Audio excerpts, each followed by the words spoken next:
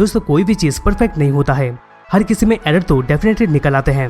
स्वागत है आपका दोस्तों स्क्रीन पॉइंट में, और आज हम बात करने वाले हैं top 10 mistakes in Dragon Ball franchise के बारे में।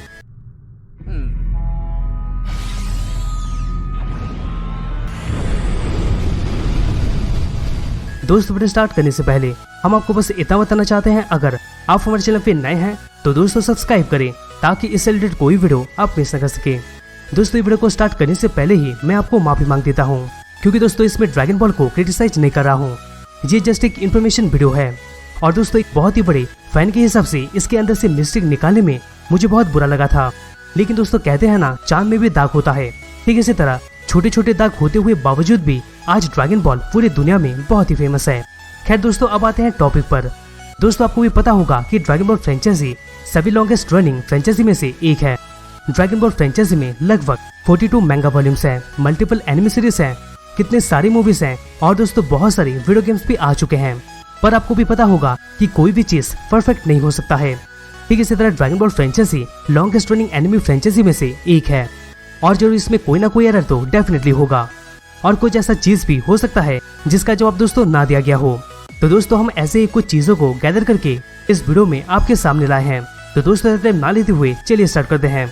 नंबर 10, क्या सीएन स्पेस में सांस ले सकते हैं?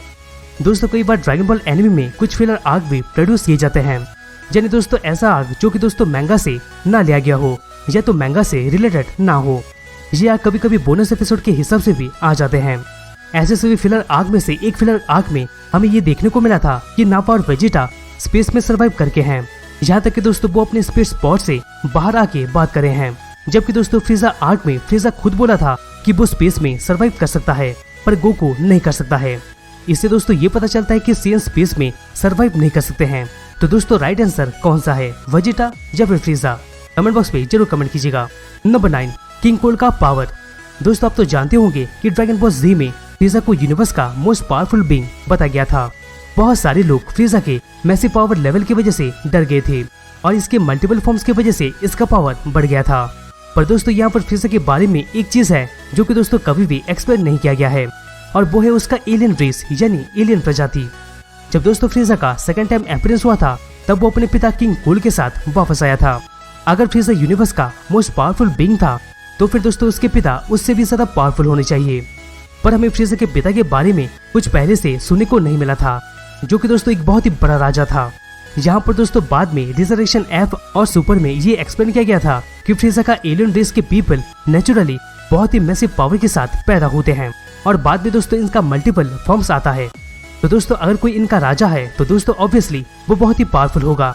लेकिन दोस्तों यहाँ पर किंग कोल के बारे में पहले से कुछ भी बताया नहीं गया था, और दोस्तों उसका पावर भी शो ऑफ नहीं किया गया था। अब इस बार 8 पे आता है how did Goku get up Namek. दोस्तों आप तो देखे होंगे कि जब गोकू और फ्रीजा का फाइट नैमिक में हुआ था तब फ्रीजा नैमिक प्लैनेट को एक्सप्लोर कर दिया था, और गोकू और फ्रीजा दोनों ही उस एक्सप्लोजन में सर्वाइव कर लिए थे, और दोनों बच भी गए थे। अगर हम फ्रीजा का देखते हैं तो फ्रीजा और उसका रेस वैक्यूम में सर्वाइव कर सकता है, और दोस्तों इसकी वजह से फ्रीजा जब वैक्यूम में तैर रहा था तब वो बच गया था। पर दोस्तों गोकू का सर्वाइव एक बहुत ही बड़ा मिस्ट्री है। पर दोस्तों हमें गोकू से जानने को मिला था कि उसको गिनी फोर्स का स्पेस स्पॉट मिल गया था, और उसी से वो बच गया था। पर दोस्तों कुछ ही एपिसोड पहले हम देखे थे कि वैसा ही स्पेस स्पॉट लावा में गिर गया था, जिसके वजह से स्पेस स्पॉट बेकार हो गया था। तो दोस्तों अगर इसी तरह से देखा जाए तो स्पेस स्पॉट लावा में गिरने की वजह से वो तो बेकार हो गया, तो फिर दोस्तों वो काम कैसे किया? तो दोस्तों सच क्या है कमेंट बॉक्स पे जरूर कमेंट कीजिएगा। नंबर 7, सेंस का एजिंग। दोस्तों अगर आप किसी भी ड्रैगन बॉल फैन से पूछेंगे तो आपको पता चल जाएगा कि सेंस का एज ह्यूमन के मुकाबले स्लोली ग्रो होता है, क्योंकि दोस्तों वो अपने प्राइम फॉर्म में लंबे समय तक रह के अपने फाइटिंग पावर को मेंटेन कर सकते हैं। गोकू जब 20 का नहीं हुआ था तब तक उसमें कोई भी चेंजेस नहीं हुआ था।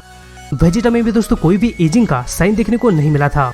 तो दोस्तों क्या एजिंग की वजह से इनका ग्रोइंग प्रोसेस स्लो हो जाता है? यहाँ पर दोस्तों ये सवाल इसलिए उठाया गया था क्योंकि दोस्तों गोटेन और ट्रंक्स बू सागा में 7 और 8 साल के थे, लेकिन दोस्तों ड्रैगन बॉल सुपर में इनका कोई भी अपीयरेंस में चेंजेस को नहीं किया गया था, जबकि दोस्तों ये करना चाहिए था। जबकि दोस्तों अगर हम गोहन का देखते हैं तो उसका एज क्लियरली ग्रो हुआ था जैसे गोकू का हुआ था। Number 6, suddenly God transmission. दोस्तों बैटल ऑफ गॉड्स और ड्रैगन बॉल सुपर दोनों में सुपर सैयन गॉड ट्रांसमिशन को इंट्रोड्यूस किया गया था, और दोस्तों इसके बाद गोकू और वेजिटा ही थे जो कि दोस्तों सुपर सैयन ब्लू फॉर्म को क्रिएट किए थे। जब सुपर सैयन ब्लू इंट्रोड्यूस हुआ था तब उसके बाद सुपर सैयन गॉड फॉर्म को टूर्नामेंट ऑफ पावर आर्क तक देखने को नहीं मिला था।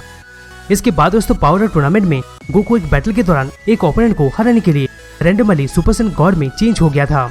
लेकिन यह सवाल यह है कि बहुत दिनों से सुपर सैयन गॉड फॉर्म को देखा ही नहीं गया था, और जहाँ तक कि दोस्तों उस फॉर्म में ना ही कोई एनर्जी और स्टेमिना चार्ज दिया गया हो, तो दोस्तों ये ट्रांसफॉर्मेशन कैसे हो सकता है। और दोस्तों ये चीज कभी भी एक्सप्लेन नहीं किया गया है। अगर गोकू रैंडमली इस फॉर्म में आ सकता है तो दोस्तों ऐसे में गोकू को सभी आर्क में आना चाहिए था।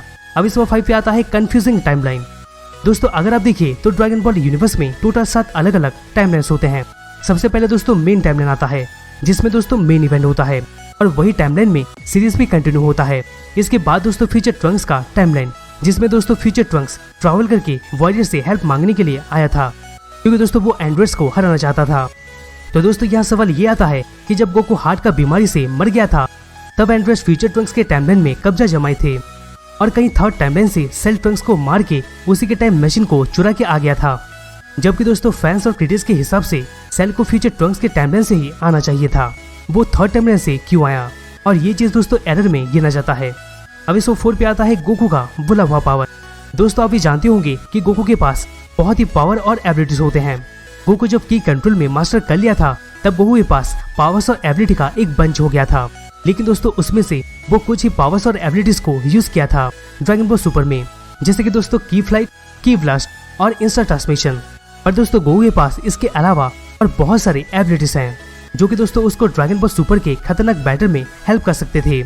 यहाँ पर दोस्तों गोकू को हम पहले telepathy, mind reading, telekinesis ability use करते हुए देख चुके हैं।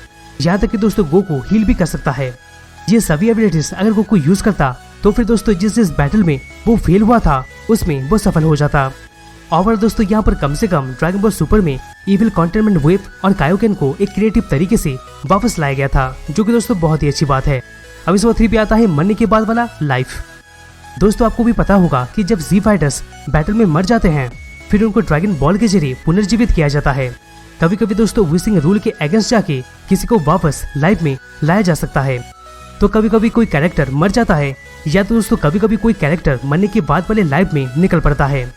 जहाँ पर दोस्तों प्रॉब्लम यह है कि ड्रैगन बॉल में आफ्टर लाइफ यानी दोस्तों मरने के बाद वाला लाइफ को अदर वर्ल्ड के हिसाब से भी जाना जाता है, जिससे कि दोस्तों कोई भी सेंस नहीं बनता है।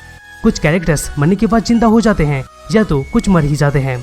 चलिए दोस्तों गोकू का मान लेते हैं, वो अच्छे के लिए फाइट करता है, इसीलिए वो अभी तक है। पर दोस्तों विलन्स का डेथ होने के बाद वो नेक्स्ट वर्ल्ड में चले जाते हैं, ऐसा क्यों? वो तो इविल हैं, उनके सर में हेलोस क्यों? ये सभी डायरेक्टली डीमन रियलम में जानी चाहिए।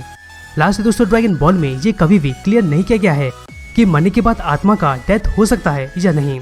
और दोस्तों ये चीज थोड़ा कंफ्यूजिंग है। नंबर 2, साइयन्स, नेमिकियंस और की एग्जिस्ट होने के बावजूद भी विन का क्रेडिट कोई और कैसे ले सकता है? दोस्तों ड्रैगन बॉल फ्रेंचाइजी के पहले ही दिन में गोकू और उसके फ्रेंड पब्लिक को अपना एक्स्ट्राऑर्डिनरी एबिलिटी देखने से नहीं चुके थे। जहाँ तक दोस्तों हम सेल गेम में भी देखे थे कि वो सभी ओपनली उड़ रहे थे, पर साइयन्स अपने फॉर्म में आ रहे थे। पर दोस्तों ठीक इसी पॉइंट से ये सभी का क्रेडिट हरक्यूलिस यानी मिस्टर सैटर्न ले जा रहा था, और दोस्तों ये चीज कंटिन्यू चल रहा था। ये क्रेडिट देने वाला चीज तो दोस्तों अच्छा ही था, पर दोस्तों इसके साथ ये भी दिखना चाहिए था कि साइयन्स, नेमिकियंस और की का भी अस्तित्व है।